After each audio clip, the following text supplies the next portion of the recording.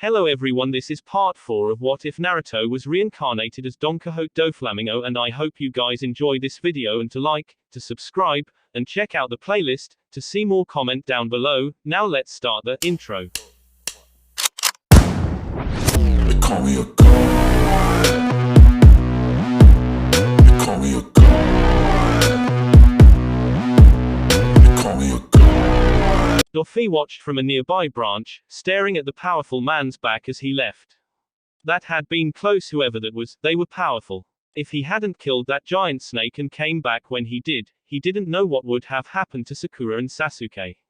He looked down at the other giant snake. It was hissing as it searched the forest, probably looking for him. Just what were these things?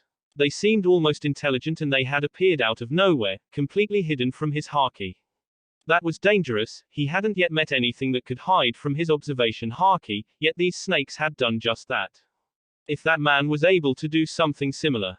Doffy spread his arms, releasing several strings from his fingertips, wrapping them around the snake. It began to thrash, realizing it had been captured and feeling the razor-sharp strings dig into its hide. Doffy pulled, slowly driving his strings further into the beast. He kept pulling until it was done, his strings having completely cut the creature into multiple pieces.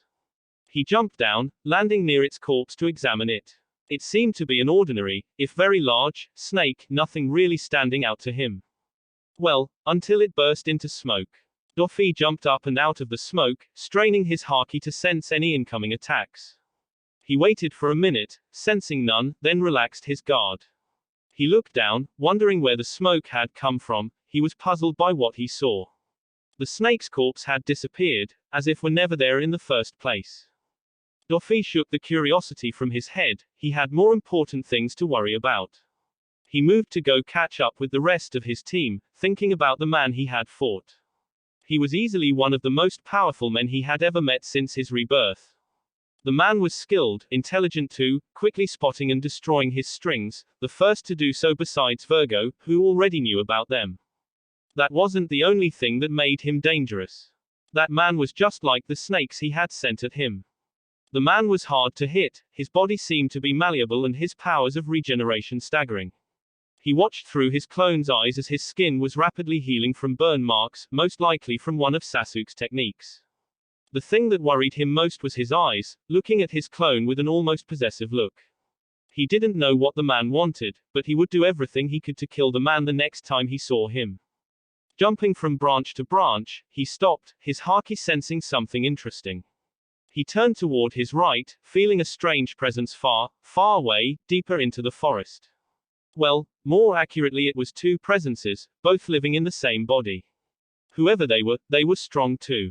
Not on the level as the one he just fought, but dangerous in its own way. The situation reminded him of something, placing a hand on his stomach. Thinking back, it had been quite a while since he last visited the grumpy old fox. To be honest, his visits were more out of curiosity than anything else, having never seen a creature quite like the nine-tailed fox. He would visit him, at least he assumed it was a male, the deep and thunderous voice suggesting such, simply making idle conversation, watching with interest as the beast watched him too. He wondered what was going through its mind, what it thought when it looked at him like that, as if he couldn't believe what he was seeing. Doffy knew he was quite the unique character, but even that didn't explain the fox's gaze. Doffy sighed. He really need to come up with a name for that grumpy rug, if he didn't have one already, that is. He was getting tired of just calling him Fox, or Nine Tails. He thought about visiting him now, asking him what he knew about what his haki was telling him. Could there be more of them out there? More of these tailed beasts? He didn't know, but he didn't have time to find out either. He still had to get back Sasuke and Sakura. He turned back toward the center of the forest and continued to make his way to his team. Hinata was sprinting as fast as she could, desperately trying to get away. Kiba and Shino were just behind her, in as much of a panic as she was. She didn't know what the hell she just saw. She and her team had run into two groups of ninja fighting. They decided to hide in a nearby bush, hoping to ambush the winner and take both scrolls for themselves. They had quickly changed their minds. That boy, the one his teammates called Gaara, was a monster. She and her team were forced to watch as he tortured the enemy ninja, slowly grinding them in his sand. The way he did it so casually terrified her. Never had she met someone who could kill a man with just a small gesture. His face was the worst part. He never blinked, just staring with unblinking, bagged eyes as his victims began to beg for their lives. His expression of pure apathy never changed when they began begging for death. It was as if it was just a routine for him, as if he weren't grinding someone into paste and simply taking a stroll through the forest. Hinata thought back to her training, to all the progress she had made. Before a monster like Gaara, it was useless. How would you even begin to fight someone like that? Hinata didn't want to know, she didn't want to see his face ever again. They had been sprinting for a long time now. She stopped, causing the others to stop as well as they began to lean on their knees, panting and trying to catch their breath. Kiba was the first to speak. Akamaru was shivering atop his head and she could see something she had never seen from the confident boy. Fear. Wow, what the hell was that, you guys? Hinata and Shino didn't reply at first, still trying to catch their breath. Eventually, Shino stood up straight and replied to the feral boy. I'm not sure, but I would suggest we avoid him for the time being. Yeah, no shit, Shino. That guy just turned that entire team into a fucking rain cloud. Hinata caught her breath soon after, deciding to mitigate the fight between the two. Gee guys, come on. We still need to get a scroll, let's just forget about it and look for a different team. Kiba and Shino looked at each other for a moment before nodding. Kiba collapsed into the ground in a heap, sitting down cross-legged. Alright, Hinata, just gimme a minute. Hinata nodded, choosing to also take a seat and flush the adrenaline from her system. Shino remained standing to stay on guard, just in case. They sat there for only about 10 minutes before Kiba got back up, looking reinvigorated. Alright, let's get moving. Hinata, use your Byakugan and find us a scroll. Hinata jumped slightly at the outburst, not expecting it. Kiba had always been someone that she and Shino could rely on. It seemed like no matter what happened he would always bounce back, ready for round 2. Even after that nightmare, he was still ready to go. Hinata stood up, forming a hand sign as she focused her chakra toward her eyes, feeling the familiar bulge of her veins as she activated her clan's Kekkei Genkai. Byakugan. The world seemed to expand, her vision spreading out all around her, telling her every small detail around her. She could see the various wildlife throughout the forest. Whenever she used her Byakugan in a forest she was always amazed, watching the plant life sway in the wind, the birds flying between the trees, sometimes seeing a bunny or two just hopping around. She loved it. Using it here though, she was fucking terrified. Watching the plant life grow teeth, devouring a poor innocent rabbit, massive leeches hiding in the tree lines, waiting to pounce on unsuspecting prey. There was even a giant centipede. How a centipede grew to be that big she had no clue, but there it was. Gulping slightly, she looked around the forest, searching for a team that had the Earth Scroll they needed. It took a few minutes, but she had eventually spotted one, a group of grass ninja that had made camp. They would be perfect. I found one. Kiba grinned, making a small fist pump and gave her a thumbs up. Lead the way, Hinata. She smiled slightly before nodding, leading the way to their next opponents. It only took them a few minutes to reach them. They stayed in the trees, looking down at the small camp that the enemy made in the clearing below. Kiba was whispering to them, giving them a plan of action. Okay, Shino, I want you to swarm them with your bugs. Focus on their face while Hinata, Akamaru and I get in close and beat them down. Sound good? They all nodded, Akamaru included. Okay, Hinata, you get the one with the long hair, we got the other two. Ready when you are, Shino. Shino nodded, gathering his bugs. They flew out from his sleeves, forming a large cloud above the oblivious ninja. Then, when one of them finally heard a small buzzing and looked up, they descended. Hinata moved quickly, getting in front of the long-haired woman and immediately began striking her chakra points and internal organs. It only took a couple strikes before she was down. Hinata kneeled and grabbed the scroll from her pocket. She looked over and saw Kiba had defeated his targets as well. Raising the scroll, she announced their success. The team began walking toward the central tower, not wanting to stay after seeing the sand demon in action. Who knew what else they would run into? Virgo dragged the corpse over to the rest of his team, who had started a small campfire. He, Neji and Tenten had defeated a team a little over an hour ago, gathering the other scroll they needed. They decided to rest before they moved on, sending Virgo out to hunt for food. He was just now returning, watching in curiosity as Neji and Tenten stared at him, wide-eyed. He was slightly confused. Was something wrong? Walking up to them, he hurled the bear's corpse in front of him with one arm, looking over to Tenten as he did so. Is this satisfactory? Tenten looked down at the bear, then back up at him and nodded blankly. Virgo nodded back. Good, I shall stand guard as you two prepare food. Call me when you are finished. Virgo jumped up to the tree line, using his haki to sense for any disturbances as he sat on a branch. He thought about the last few weeks, about Dofi. He worried about his king, knowing that he still had his nightmares, his haki alerting him when he would wake up throughout the night. He knew that there was conflict going through Dofi right now, realizing it when that girl, Sakura, appeared at his door, but he expected that it'd been happening for a while now. He remembered when Dofi looked at him during their conversation. The look he gave him had been one of panic, a look he only recognized after being friends for him for over 40 years now. He looked toward him, as if asking what he should do, doubt appearing at the prospect of adding another to his family. The previous Doflamingo would never hesitate like that. To Dofi, family was something very important to him. After being betrayed by his father, after murdering him, Dofi was alone. He was alone in the world and only had hate to govern him. Then, Trebol had found the boy. Trebol heard the boy's story, and he exalted young Dofi. Trebol saw the qualities of a king in him, someone worth serving with everything they had, someone to finally guide their wayward group of misfits. From that day onward, they gave their everything to Doflamingo, they became his new family. Since then, family to Dofi had nothing to do with blood, but rather the dedication someone had showed the other. Some would think that Dofi had simply taken advantage of them, but Virgo never saw it that way.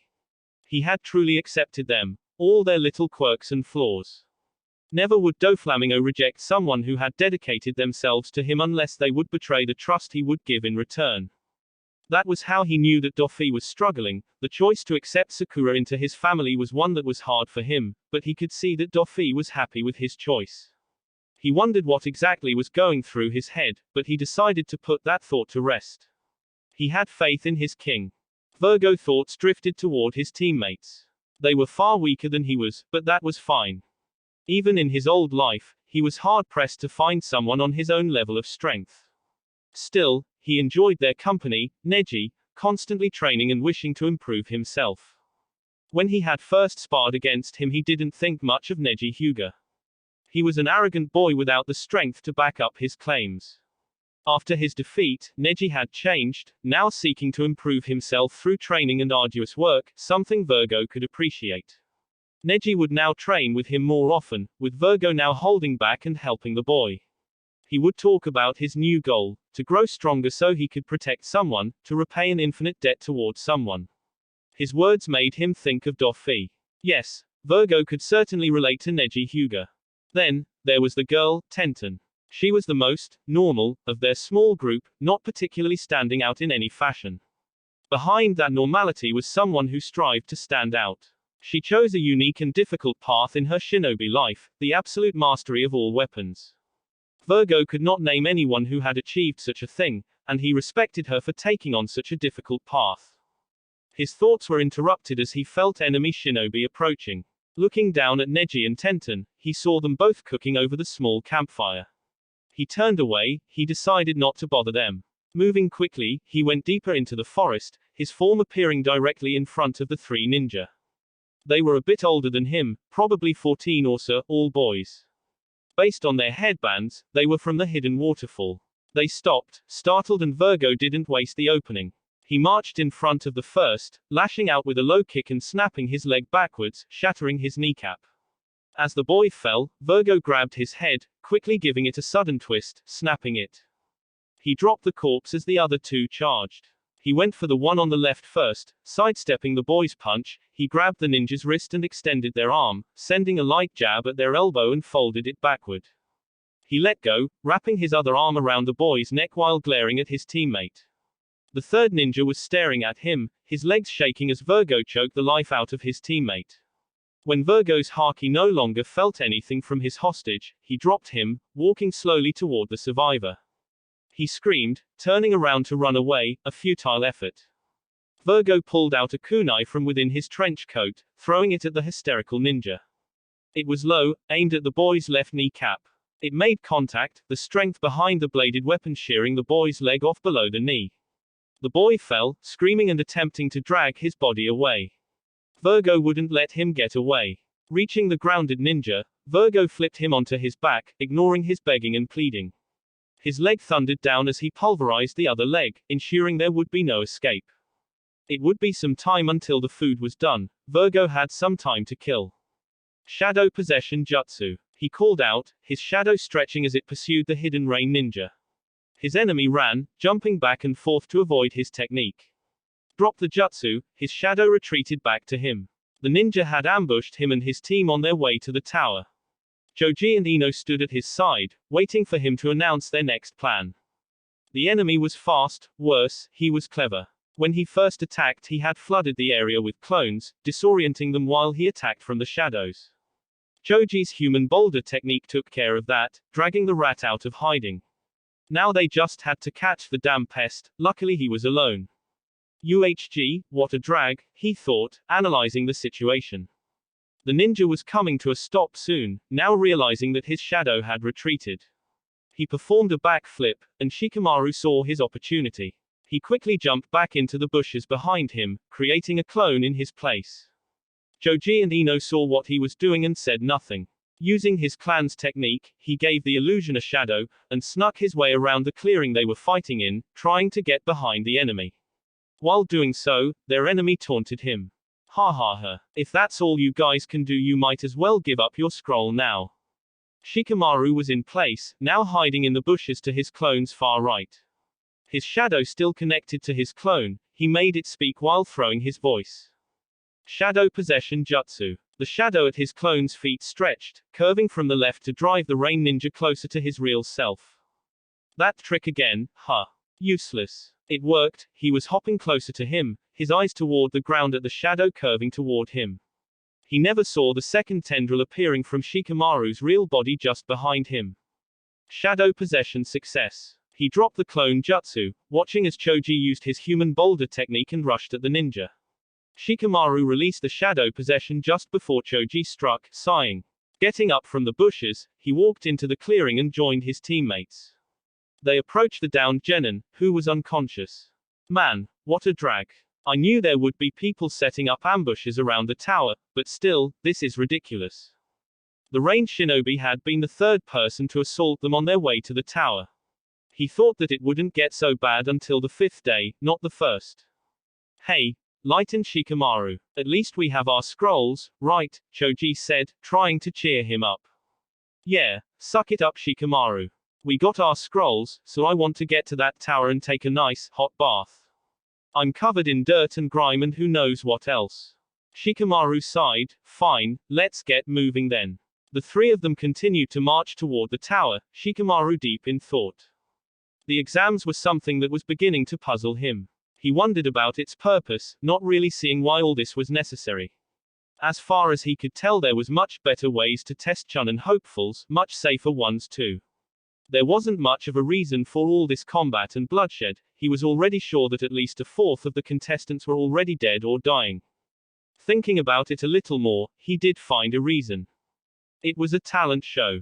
As ridiculous as it sounded, that was basically what it was, a way for various villages to show who was top dog by pitting their rising stars against another village's ninja. Shikamaru thought it was too much work, but he could see the significance. By showing that you had the superior ninja, you not only secured more missions for your village but also deterred possible warfare. Thinking about it like that, Shikamaru saw that it was important, but that didn't mean he had to like it. Looking over at his teammate, his brow furrowed, slightly frustrated. Something had been bothering Ino since the exam started. She had been constantly looking off into the distance, thinking no doubt. It worried him. For one, getting distracted in such a dangerous location was begging for something bad to happen to you. Secondly, she was his friend and he was worried about her. Despite how much he would call her troublesome, or a total drag, the two had been friends since childhood, and he would be lying if he said he didn't care what happened to her. He looked at Choji, who was reaching into his pouch for another bag of chips. He hadn't seemed to notice the small change in Ino, though that was probably for the better. As much as he loved the big guy, Choji wasn't very subtle, and Ino didn't really take blunt assumptions very well. Hey guys, look, Choji said, pointing forward. They could see the tower through a small gap in the trees, having finally made it after all that trouble. Briefly looking at Ino, he made sure to remember to talk to her after this and approach the tower. Doflamingo and his team continued to patrol around the tower, following Lord Orochimaru's new orders. Their original mission had been to kill as many teams as they could, all except Sasuke Uchiha's. They were very successful, burning every scroll they could find. New orders came in though, telling them to kill Sasuke Uchiha. Doflamingo was suspicious, not quite understanding the sudden change. He ignored his suspicions for now, his team working to track Sasuke down. They had been searching for almost an hour before they found him. He was resting in a small clearing alone. He looked silently over to his team, then nodded, giving the signal to reveal themselves. They jumped down from the treetops, appearing before their target. They had decided to rest once they got close to the tower, waiting for Naruto to catch up with them. Sasuke sat down, taking the moment to steady his breathing as he thought back to the man they met in the forest. His skin had been pale, having a sickly look to it. The rest of his body looked rather thin as well. Despite those features, the man had been something out of a nightmare. Thinking back to that moment, as he tried to burn the man alive, he couldn't help but be reminded of his current strength, still not good enough. Then, he thought about the man's words. He knew Itachi Uchiha. The thought made him shiver, wondering just what his brother had to have been doing to make an acquaintance like that. He looked back toward the direction they came from, waiting to see Naruto's form. He was worried, he knew Naruto was strong, but that man had been a different kind of beast, he could feel it. Choosing to have faith in the ever-grinning blonde, his head turned to the other direction, watching as their eavesdroppers appeared in front of them. He stood up, talking to Sakura who was around the tree, outside of view. Sakura, hide, he whispered, eyeing the three ninja. Sakura nodded slightly, hiding behind the tree they were sitting up against. He watched the three genin, unsure of what village they were from. The ninja in the center was wrapped in bandages, having only one visible eye. He spoke first. Sasuke Uchiha, I presume. Not good. They were looking for him specifically, were they Kekkei Genkai hunters? Depends on who's asking. The bandaged shinobi chuckled lightly. Of course, where are my manners? My name is Doflamingo, and these are my associates, Zaku, he said, gesturing to the boy at his right, and Kin. To be frank, we've been assigned to kill you. Sasuke narrowed his eyes, trying to work out a strategy in his mind to deal with the three ninja. He hoped Naruto was almost here. On whose orders? He said, stalling for time. Dosu began to chuckle, his voice growing harsher. I have a feeling you've already met. Sasuke's eyes widened as the other boy, Zaku, rushed toward him. Shoving the thought to the side, he tensed and activated his Sharingan, watching as Zaku sent a straight punch. Sasuke used one arm to redirect the blow, using his other to thrust his elbow into Zaku's face. He heard a sickening snap, feeling something give. Zaku went down instantly, collapsing in a bloody heap. Sasuke looked down at him, shocked. It was like he had blown a hole into Zaku's face, turning it into a ragged mess. He stared down at his hands, lost in thought. Through all his spars with Naruto, he had never gotten even close to winning. His punches would either never land, or the blonde would simply let him hit him, not fazed by his attacks. All this time he thought he was so far behind, but maybe that wasn't true, maybe Naruto was just too far ahead. His hands clenched into fists, looking back up at his opponents with a confident look on his face. Dosu seemed to scowl at him, his face hidden behind his bandages, and his partner Kin moved in front of him, multiple senbon between her fingers. You're stronger than I thought, but that won't help you. No matter how strong you are, you're not faster than sound. Dosu raised his right arm, revealing a strange metal bracket attached to his forearm. Sound. That didn't sound good. Sasuke knew that he wasn't that fast. Whatever attack Dosu launched would most likely hit him before he could even react, if his claim was true. Thankfully, he wouldn't have to worry about it. He watched as the kunai sprayed blood, Sakura having snuck behind Dosu and slitting his throat. Hearing the body fall, Kin turned around and Sasuke didn't hesitate. He ran up behind her, a kunai in hand as he stabbed it directly into her spine. He felt the kunai scrape against bone, eventually feeling a small snap as the blade severed her spine completely. She fell to the ground, dead. Sasuke and Sakura looked at each other for a moment, before hearing someone impact the ground next to them. They turned toward the intruder, kunai up and ready. Hey hey hey. What did I miss? Duffy? Sasuke and Sakura had finally made it to the tower, both scrolls in hand. They approached the front door, looking at a message carved into the nearby wall. Sakura read it aloud. If you do not possess heaven, gain knowledge and be prepared. If you do not possess earth, run through the field and seek strength. If you open both heaven and earth scrolls, dangerous paths turn into safe ones. This is the secret of something. It shall lead you on your way. What do you think it means, guys? Doffy looked at the quote, then to Sasuke, who was holding both scrolls. Sasuke quickly came up with the same conclusion. It sounds like we're supposed to open the scrolls. Doffy laughed, slapping Sasuke on the back. Great idea, Sasuke. You do that while Sakura and I wait over here. Doffy grabbed Sakura and took cover behind a nearby giant log, peeking over the side and waiting for Sasuke to open the scrolls. Sasuke was looking toward him with a deadpan expression. He gave him a thumbs up. Ready when you are. Sasuke sighed, unwrapping the heaven scroll and opening it. As soon as he looked at the contents, he dropped it, jumping back. The scroll fell onto the ground, revealing a sealing formula. There was a puff of smoke, and Doffy's haki could sense someone standing on the scroll. Huh, that feels familiar, reminds me of those snakes. Perhaps they weren't hiding from my haki but were teleported by that man using scrolls, just like Iruka here. I'll need to do some research, it seems. Iruka stood on the scroll, looking around in confusion. Then he spotted Sasuke and smiled. Ah, there you are, Sasuke. I was wondering who summoned me. Where's Naruto and Sakura? Taking that as their cue, the two leapt over the log, joining Sasuke in front of Iruka. Sakura greeted her former sensei. We're right here, Iruka-sensei. But, what are you doing here? Iruka smiled at him, chuckling slightly. Well, you see, the scrolls you have are designed with a special sealing technique that, when opened, summons the chunin assigned to it. Looks like you guys managed to get stuck with me. You, do have the other scroll, right?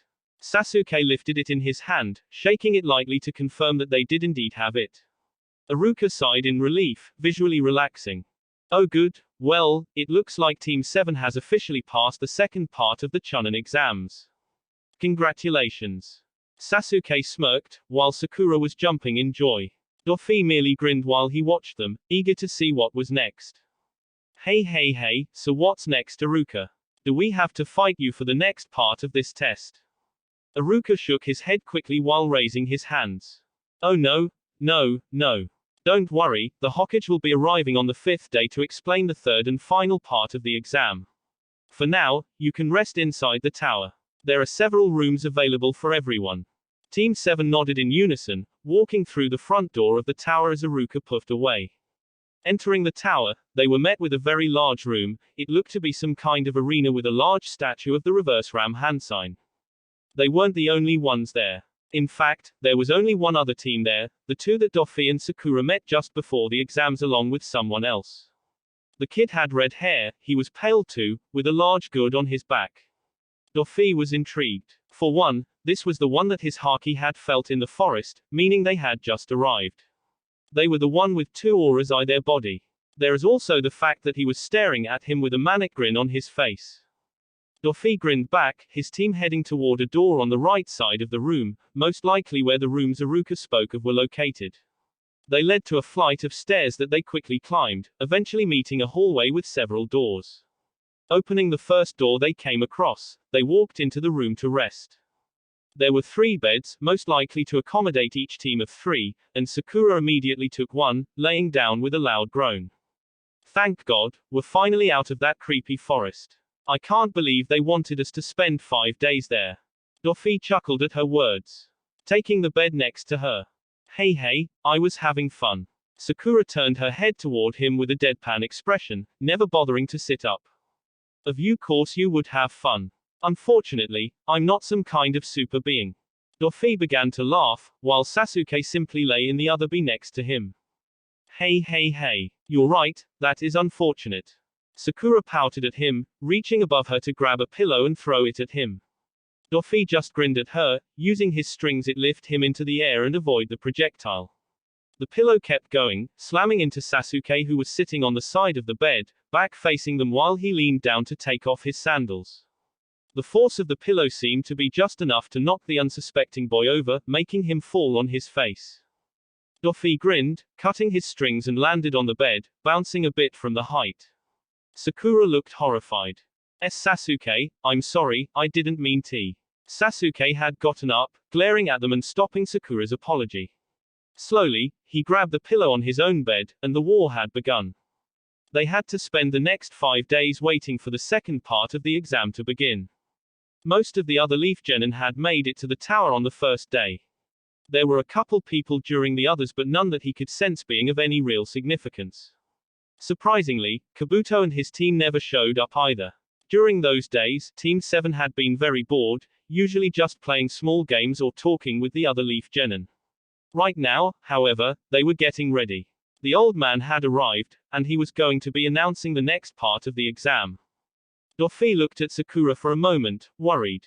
He had arrived a bit earlier than he let on during their small skirmish, watching as Sakura snuck up on the bandaged genin. That had been a close call. Sakura's stealth had improved but, somehow, that genin was able to hear her, waiting for her to appear behind him. He must have had some enhanced senses to be able to detect her so easily. Unfortunately for him, before he could launch his surprise attack on Sakura, he just happened to get caught up in some strings, halting his movement. Still, he didn't tell Sakura that he had helped her, seeing how proud she was to take on an enemy ninja almost single-handedly. Doflamingo worried about the rest of these exams, knowing that he wouldn't be able to help her like that anymore. If he had to guess, they were going to be moving on to one-on-one combat, something that Doflamingo couldn't help her with, considering all the high-level ninja around. They would see something was up, especially the Hokage if no one else. The three finished getting ready, walking back down the stairs and joining everyone else in front of the Hokage in the arena. They all looked toward the old man, the god of shinobi, who began his speech a moment later. Doflamingo tuned most of it out, looking at the others. Most of the people who made it through the forest was Leaf Ninja, all of the rookies actually. There were a few stragglers but the only ones Doflamingo was concerned about were the Sand Ninja. Then, Doflamingo heard his chance to thin the competition even further. Now, there are simply too many of you to move on to the final round. Therefore, we will be having a tournament-style preliminary round to thin you out. Kiba had spoken up next. Preliminary round. What for? Why does it matter that there are so many of us? The Hokage cleared his throat, going on to explain it to the dog-like boy. The final round of the Chunin exam is to be held in front of several nobles of high prestige. The exam acts as a way for villagers to show off their strength and appeal to potential clients. Because of the difficult nature of arranging so many influential figures in one place, the exams must be a short event.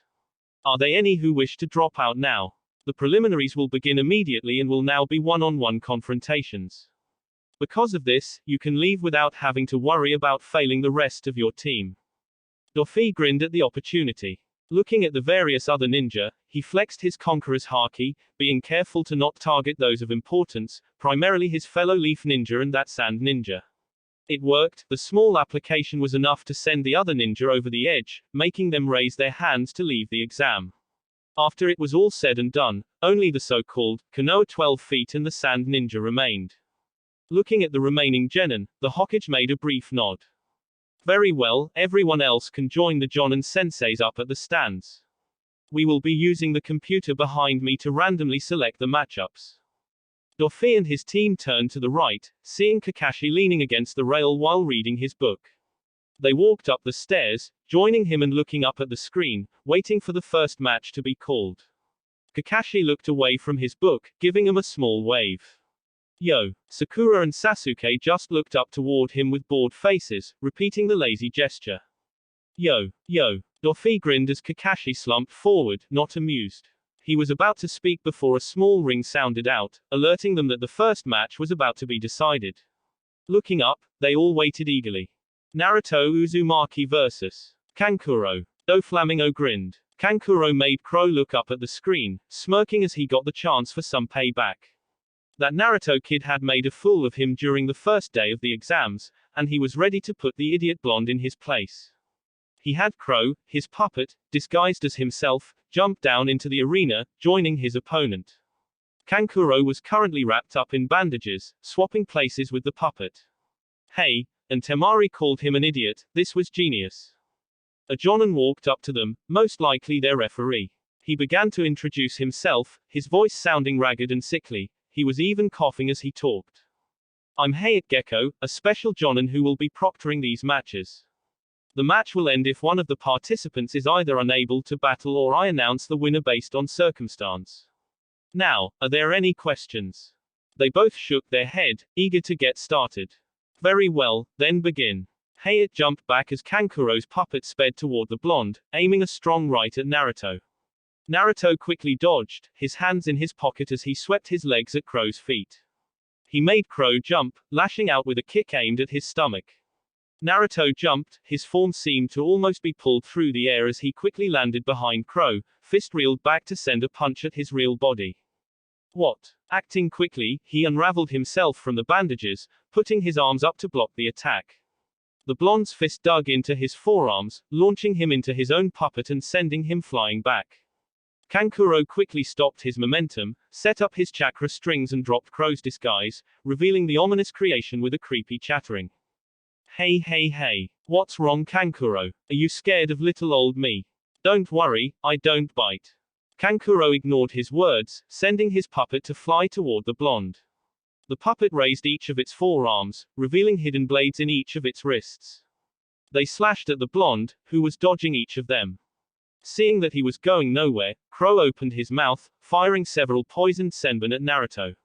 Naruto fell backward, ducking under the senbon, and Kankuro took advantage. Crow's arm detached from its socket, firing the wrist blade at the falling leaf ninja. Then, Naruto moved. Just before he hit the ground, his body seemed to be pulled to the side, dodging the attack and pulling him back to his feet. Damn, he a slippery one. I don't know how he did that, but let's see how well he does with poison smoke bombs.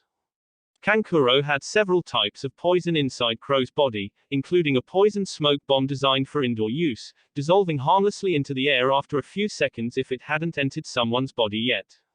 Kankuro got ready, preparing to send Crow back toward the blonde, when Naruto spoke. Hey hey hey, that's a neat toy, mind if I give it a try? Huh. Kankuro shook his head, ignoring the blonde as he sent Crow rushing back into the fight, or at least, he tried to. Kankuro's fingers strained, trying to get Crow to move, but he wouldn't, like there was something holding him in place. Suddenly, Crow spun around, facing him.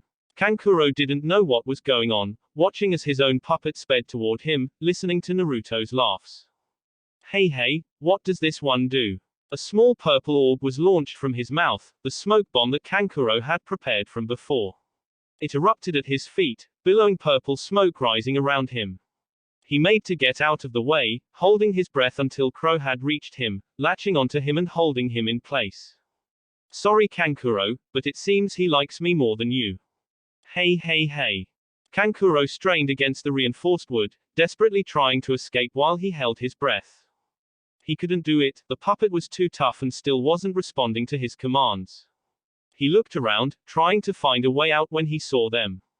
There were several white, near-invisible strings wrapped around Crow's body.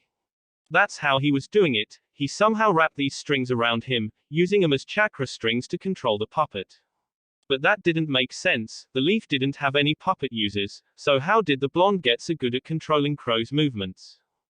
The winner is Naruto Uzumaki. Suddenly, he watched as the wire went slack, someone having cut through them as he was carried out of the smoke. Looking up, he saw his sensei, Baki, carrying him back to the stands. They got there quickly, Baki setting him down on his feet. Thanks, Baki-sensei, he said, disappointed that he had been defeated so easily. Baki simply glanced down at him, his vision soon returning to the screen. Don't mention it. Kankuro nodded, then remembered that he had to grab the Crow's arm that he detached in the fight. He looked over the railing, trying to find it. He found it quickly. It was waiting for him, simply floating there while connected to a thin white string. Kankuro looked up, watching as Naruto grinned at him. He clenched his teeth, ripping the appendage out of the air and returned his focus to the screen, the next match already being announced. Sakura Haruno vs Ino Yamanaka. Ino hopped down from the platform and into the arena below, a grin on her face. She felt a little bad that she had to beat up Sakura, but, at the end of the day, she was here to pass. Not even her former best friend would stop her. She had really lucked out, she couldn't imagine herself winning against anyone here besides Sakura, so maybe it was fate. Walking to the proctor, Hayat's right side, she waited as Sakura, too, jumped down and stood across her. Ino was a little surprised, she had a confident smile on her face, determination in her eyes. It was something that Ino hadn't seen in years. She thought back to the beginning of the first exam, the way she would just smile whenever she hugged Sasuke, trying to tease her. It was like she was just humoring her. Could it be? Could she and Sasuke have really? No, that wasn't it, there was something else going on here. Well, whatever it was, she was happy for the pink girl, but sad that she had to wipe that confident smile off her face. The two stood, tense as they waited for Hayat to call for the beginning of the fight. Strategies flew through her mind, thinking of the various techniques she could use against Sakura. Ultimately, she leaned toward basic taijutsu, Sakura's main weakness. A short strategy in mind, she watched as Hayat threw a hand downward, signaling the beginning of the fight. Begin. Ino charged in first, a fist heading toward the girl's chest. When the strike landed, she was going to follow up with a sharp kick to her face, hopefully knocking her out. She didn't get the chance. Sakura spun around the punch, stepping closer to her with an elbow now heading toward Ino's face. Surprised, she brought up her arms to block the attack, planning to swat it away and put the girl in a chokehold, once again taking advantage of the girl's lower physical strength. She was surprised at the strength behind the blow. Not putting up enough resistance, Sakura's elbow made her smack her forearm into her own face, dazzling her for a moment. She blinked rapidly, trying to get the spots out of her eyes when she felt two hands grab the sides of her head. Opening her eyes fully, she was met with Sakura's knee driving toward her face. She put her hands against her knee, pushing and trying to stop the attack, but it was too late. The knee drove her hands into her face, sending her reeling backward, struggling to stay standing.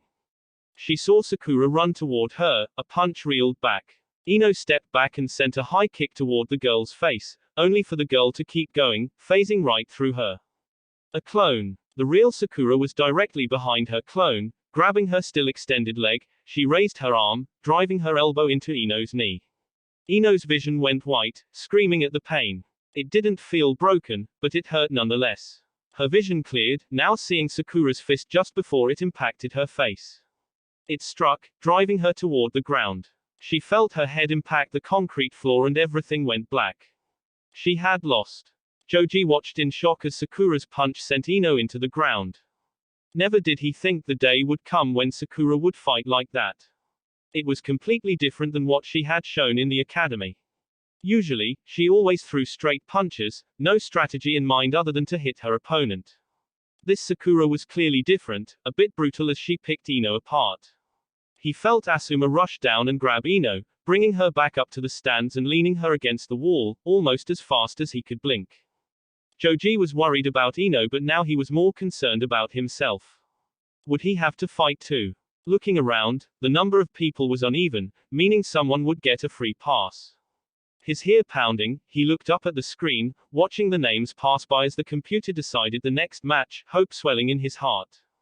Sasuke Uchiha versus Choji Akamaki. That hope shriveled up and died, a wave of depression hitting him. Sasuke. He had to fight Sasuke. Yeah, he was done for, he might as well give up now.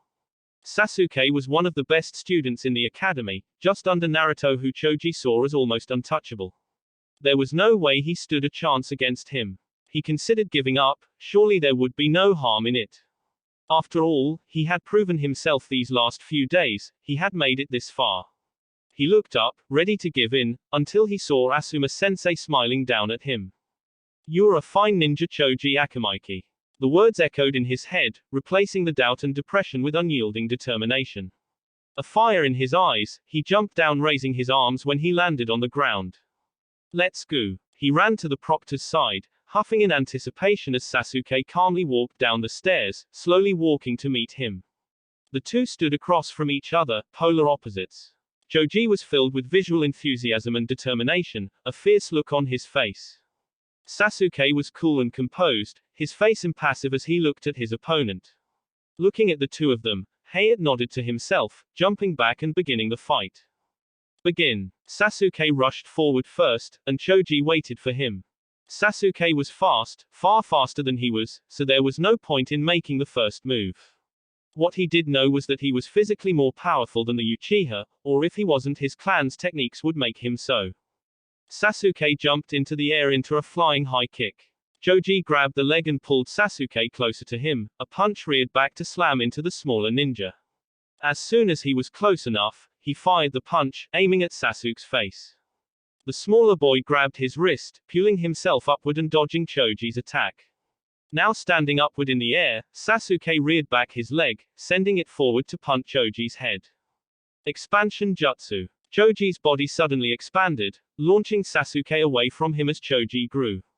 Choji looked down at Sasuke before tucking in his limbs and head, begging to roll rapidly.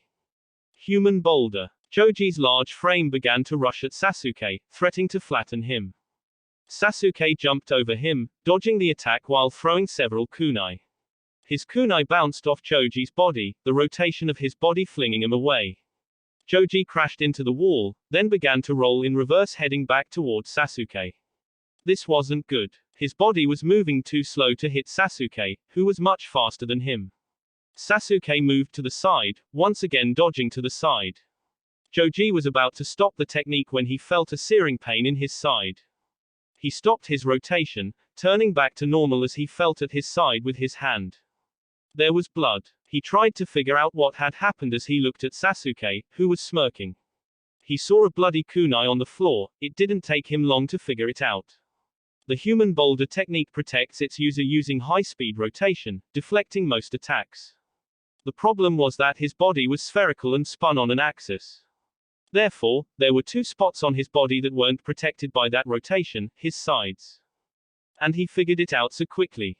This was it, he only had one chance at this. He ran at Sasuke, who waited for his approach. Choji sent a punch toward him, and seeing Sasuke go to block it, he smirked. He had him. Partial expansion jutsu. His arm expanded, multiplying the strength of the attack as it struck Sasuke, sending him flying.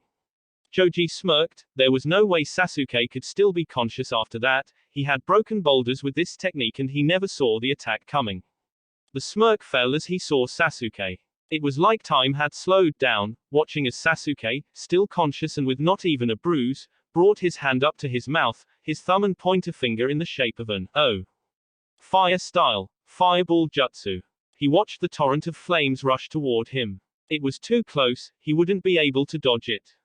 He closed his eyes, waiting for the pain to come. Due to the interference of Asuma Sarutobi, Sasuke Uchiha is the winner.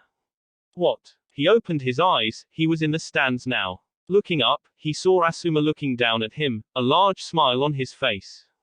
You did great, Choji. Choji stared at him, shocked at the turn of events, before he smiled back.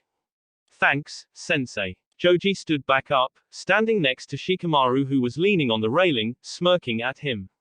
Choji smiled back, giving him a small thumbs up. He looked at the screen, the next match having already been decided. Kiba Inuzuka vs Rock Lee. Kiba smirked as he jumped into the ring, thinking about that last move that Sasuke had made. Just before Choji's fist had hit him, the boy had jumped backward, somehow predicting the attack and absorbing its impact. He felt a little bad for the big guy, but he wasn't surprised. Choji just wasn't ready for the big leagues. He couldn't stand up to people like himself. Kiba watched as Lee approached, his hands behind his back and expression hidden by his sunglasses. He wasn't sure what to expect from this guy. He was guessing that he was a close combat fighter, which was just perfect. The Inuzuka clan specialized in tracking techniques and close combat, their natural claws and instincts giving him a distinct advantage over most ninja. He stood in front of Lee, a Kamaru at his side, growling. The three of them waited for Hayate to begin the match and Kiba couldn't help but grin, eager to end that confidence Lee seemed to exude. Begin. Stay back, Akamaru. He's mine. Twisting his body, Kiba jumped into the air, his rotation increasing to incredible levels as he announced one of the trademark attacks of the Inuzuka clan. Tunneling Fang. Kiba curved in midair, becoming an unstoppable drill of claws and fangs. He sensed Lee through his sense of smell and made to pulverize the kid. Just before his attack landed, he felt something smash into him. His rotation stopped, the force of the impact sent him flying. Using his claws to grip the ground, Kiba stopped himself, quickly looking up to see what had happened. Lee stood in the same place, a fist outstretched in a backhand motion. Did he just? No. There was no way that he stopped his technique like that. No one could simply punch through one of his fangs, even Kurenai simply avoided them. He refused to believe it. Rushing at the boy, he decided to try pure taijutsu and examine Lee's fighting style. He reached him, swiping one of his claws with ferocity, intending to flay his skin. His claws lost the strength behind them, merely dragging lightly across Lee's cheek when a fist had planted itself into his stomach. He couldn't breathe, his vision beginning to blur as his lungs cried out for air. His will was the only thing keeping him conscious. He saw through blurred vision as Akamaru rescinded his orders, moving to attack Lee. Lee had lashed out with a kick, sending Akamaru flying toward the Hokage's feet. He didn't get up. Kiba saw red. He drew his hand back, drawing on the last of his strength to drive his claws into Lee's eyes. Lee stopped the attack instantly, his hand grasping Kiba's wrist and halting his attack. He felt a pull, then, Kiba was in the air, Lee using his arm to lift him off the ground and over him. Kiba felt himself speeding up, now quickly heading back toward the ground. He tried to brace himself for the impact, but the action was too quick, he hadn't even caught his breath yet. As soon as his back thundered down onto the ground, he knew he had lost. The proctor apparently knew it too. The winner is Rock Lee. Kiba lay there for a moment, catching his breath as multiple medic nin had appeared, healing his wounds. He looked up, and noticed that the Hokage was there, carrying Akamaru. Is he okay? He asked, scared for his best friend. The Hokage looked confused for a moment before smiling. To Kiba's relief, he nodded. Yes, he's fine. You probably thought that Lee had kicked Akamaru, you must not have recovered from Lee's blow yet. Kiba looked confused before the Hokage went on. Lee merely put his foot on Akamaru, pushing him away. The dog ended up hitting his head on the lip of the concrete where I was sitting, hitting his head and knocking himself out. He'll be just fine. The Hokage placed the puppy onto Kiba's stomach after the medic nin put him on a stretcher. He looked a bit confused at the need and looked at one of them. The Hokage put his worried aside. They just want to take you to the hospital and check for any internal damage. Lee had hit you quite hard, you know. Kiba nodded, exhausted. He brought Akamaru closer to his chest, cradling the young puppy and submitting to his wounds, falling asleep. Tenten watched as his teammate walked back up the stands, satisfaction on her face.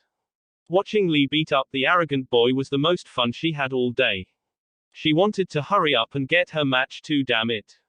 She didn't train for the past couple weeks to sit on the sidelines. She looked up toward the screen, her hands clapped together as she prayed at the great god of weaponry. Tenten versus Temari. Hell yeah. She jumped down, a smile on her face as she walked up to her opponent. This bitch was going down. She waited in front of Temari, the girl was smirking at her as well, her arms crossed as she tilted her hips.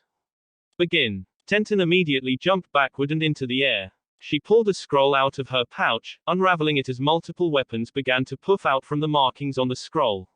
She grabbed them as they appeared, hurling them toward the sand ninja at a frightening pace. Soon enough, a wave of steel had formed, threatening to blanket and skewer the other girl. Tenten watched on, curious to see what happened. Temari smirked, reaching behind her she pulled a contraption from her back, swinging it in front of her, it unfolded, revealing an enormous fan. A heavy wind came from nowhere, throwing her weapons aside and blocking Tenten's attack. She pulled out a kunai, deflecting the various weapons that had blown back toward her as she fell back toward the ground. She landed, thinking about her next move. She could use her trump card, her twin rising dragons. It was her best technique and she didn't know what else to do. She reached for the proper scrolls, before she remembered something. You're too quick to resort back to long-range combat. You should focus more on being able to use your weapons in close range.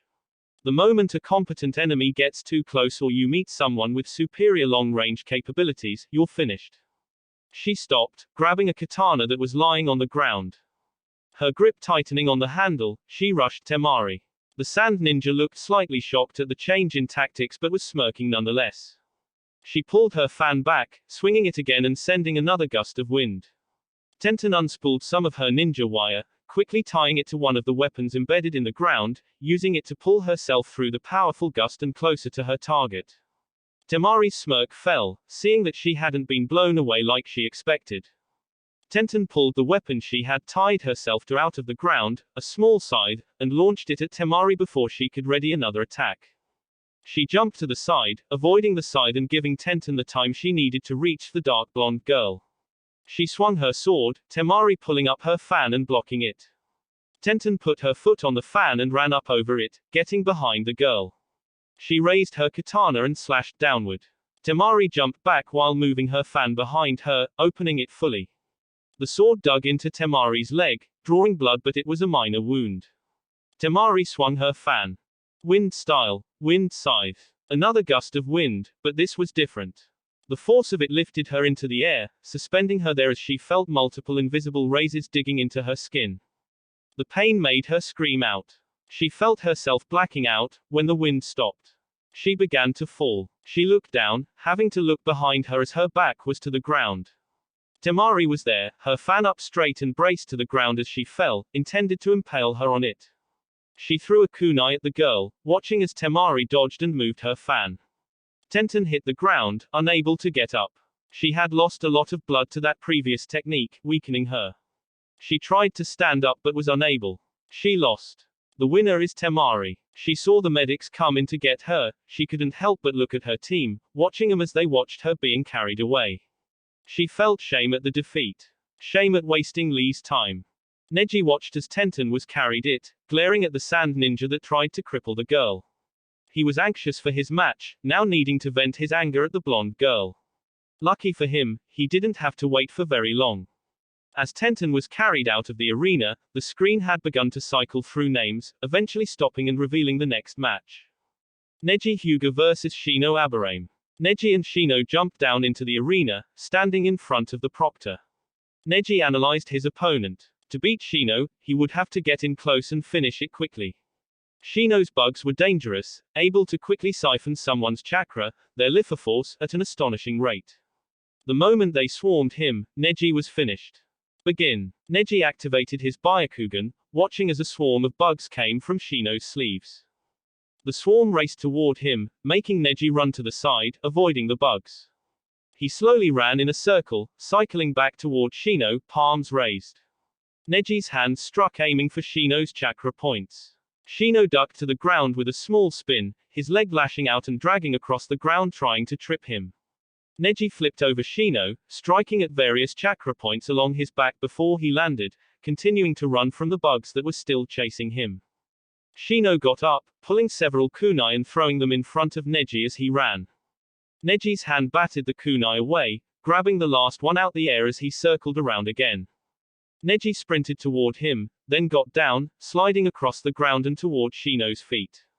Shino jumped over him, Neji taking advantage of the opening to slice at his Achilles tendons, inhibited his movements. Neji continued to slide, eventually standing up as he continued to run from the bugs. He watched as the swarm split into two, one continuing to chase him as the other formed a shell around Shino, protecting him. Neji knew what he had to do. He could no longer get in close with those bugs surrounding Shino. He would have to attack from afar. Neji circled around again, running toward Shino for the final time. When he was a couple meters away, he executed his technique. First gate, gate of opening, open. 8 trigrams, air palm. His palm rushed forward, a compressed ball of air emerging from his hand. It smashed through Shino's bugs, hitting him directly. His feet injured, he wasn't able to keep his balance and fell backward. His bugs stopped, before returning to their wielder. Shino didn't get back up. The winner is Neji Hyuga. Neji sighed, taking a breath as he walked back up toward Guy and Lee, passing by the medics that went to grab Shino. As he approached, Guy-sensei was bawling, tears dripping down his face. "Oh, Neji, I'm so proud of you." Guy leaned down, forcibly grabbing Neji and soaking him in tears and snot. Get off of me, guy. I'm serious, this isn't funny.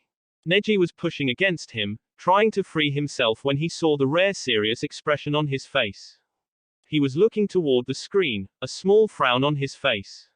Following his gaze, Neji looked toward the screen. Hinata Hyuga vs. Gaara. Hinata stared up at the screen, shaken. She had to fight that monster. No, absolutely not, there was no way she was fighting against them. She didn't care how much Kurenai was depending on her, now the last of her team to potentially make it to the exams. She didn't care how hard she had worked to get here, to stand here next to her peers and prove herself. She didn't care about proving her father right, proving that she was just a weak coward. Hinata brought up her hands, staring at them for a moment. They were coarse, rough with callus and small scratches running up and down them, a testament to her hard work. The hands balled into fists, confident. She looked up at her sensei. I'm ready, Kurenai sensei. She jumped down, entering the ring and joining the sand ninja that was already waiting for her. She waited for the proctor to begin, her palms up and ready for the fight. Begin. She rushed forward, palm lashing out as she targeted the boy's chakra point. A wall of sand met her attack, blocking it instantly. Sand. He's using it to defend himself. I need to get around it. She circled around her opponent, sending palm after palm, moving as fast as she could. The entire time the boy just stood there, not even bothering to look at her, to even acknowledge her hard work. Her next attack dug into the sand, but she knew it wasn't due to its strength. The sand began to coil around her arm, wrapping around it. She jumped back, releasing chakra through her arm and out her chakra points to force the sand off her hands. She stopped, legs shaking a bit at the close call, memories of that moment in the forest coming to mind. I can't let the sand catch me. The moment it does, I'm dead. Then, sand erupted from Gaara's gourd, spilling onto the ground before rushing toward her in a large wave. Her legs tensed, jumping into the air as the wave of sand crashed below her. It wasn't over. The sand grew into tendrils, rising to grab her. She used her palms as a booster, chakra exploding out to shove her out of the way of the dangerous sand. She dodged them all, landing on the ground panting. I can't do it. Dodging all his sand took most of my chakra. The sand continued to come, this time coming from the air and trying to smash into her. She dodged from side to side, looking for any opening she could find. She found none, the attack was relentless, and she had nothing to break through his defenses. The exhaustion caught up to her, her feet had tripped together, making her fall onto the ground. She watched as the final tendril came down, threatening to crush her. She closed her eyes. Air palm. There was an explosion. Hinata, shocked, looked up. Neji was there, standing over her with a palm raised into the air. Are you all right, Lady Hinata? Hinata blinked, still reeling from seeing Neji protect her. Did he say, Lady Hinata? Why yeah, I'm fine, thank you. Neji did not turn to face her, eyeing Gaara. Due to interference from Neji Hyuga, the winner is Gaara. Gaara was staring at them for a moment, then, he spoke. His voice was deep, it sounded almost unused and rough, as if he hadn't slept the night before. Why did you protect her? Neji simply stared at him before relaxing his guard. He helped her up, never taking his eyes off of Gaara. That is none of your concern. Sand swirled around him as it re-entered his gourd. Gaara turned toward the Hokage, waiting. Hinata suddenly realized that this was the last fight, the preliminaries being over. She limped her way over to Kurenai, who met her halfway. Sorry, Kurenai-sensei. Kurenai merely smiled, shaking her head at Hinata's apology. There's nothing to be sorry for, Hinata. You did great. Now let's go visit Shino and Kiba in the hospital. I'm sure they're eager to hear how you did. Hinata smiled and nodded, Kurenai putting her arm around her as leaves began to swirl around them. Doffy walked down to the arena to join everyone else after Hinata's fight. Gaara had an interesting fighting style, a reminiscent one. He was like a grumpier version of Crocodile, a more creative version too. He didn't know what the redhead had against him, but he was more than willing to teach the brat his place. Joining the rest of the finalists, the Hokage began his next boring speech. Excellent work, all of you. You have proven that you are the best your village has to offer, and in 1 month's time you will show it to the world. Sasuke spoke up next, interrupting the old man. Why wait 1 month? The Hokage nodded sagely at the boy, not bothered by the interruption. For 2 reasons. 1. As I said before, it takes quite some time to gather so many influential people in one place like this. The 1 month is used to prepare for the event. Second, the preliminary round may have revealed your trump cards or most of your techniques. The 1 month is used for you to learn new techniques to use against your opponents, whom Hayat will now announce. The sickly Jonin stepped forward, a clipboard in hand as he coughed, clearing his throat. All right, these are the matches for the final round of the exam. First, Neji Hyuga will fight Sasuke Uchiha. Second, Rock Lee will fight Temari. Third, Sakura Haruno will fight Shikamaru Nara. Lastly, Naruto Uzumaki will fight Gaara. The old man nodded. With that, we will meet at the stadium in 1 month's time. Doflamingo was walking through the village, heading to where Kakashi had told him to. Kakashi decided to take Sasuke out of the village to train, having asked another Jonin, Kurenai, to train Sakura. As for his own training, Kakashi simply told him to head to a certain location and then left. The preliminaries had been yesterday, Doflamingo being excited at the prospect of fighting Gaara. He kept thinking about ways to get past his sand, and the thought of the fight only made him more anxious. He hadn't visited the Fox yet either, wanting to meet his new teacher. He walked over the small bridge and closer to the hot springs. He was a bit late, probably a bad habit transferring from Kakashi. Stepping on the other side of the bridge, he turned toward the man his haki had alerted him to. He was leaning against the walls of the hot springs, his arms crossed, and his eyes closed. He opened them, no doubt sensing his presence. The man grinned, walking up to him and beginning his introduction. Well, took you long enough, you shouldn't keep your teachers waiting, you know. Now, allow me to introduce myself. The man began a strange dance, hopping around from one leg to the other, giving a dramatic speech. I am the man who has no enemies in the north, south, east or west, not even the heavens. I am one of the legendary Sannin, the great toad sage of Mount Myoboku. I am the great, the powerful, the gallant Jiraiya. Doflamingo grinned. That will be it for this video. If you want more, comment down below, like, subscribe. And see you guys later.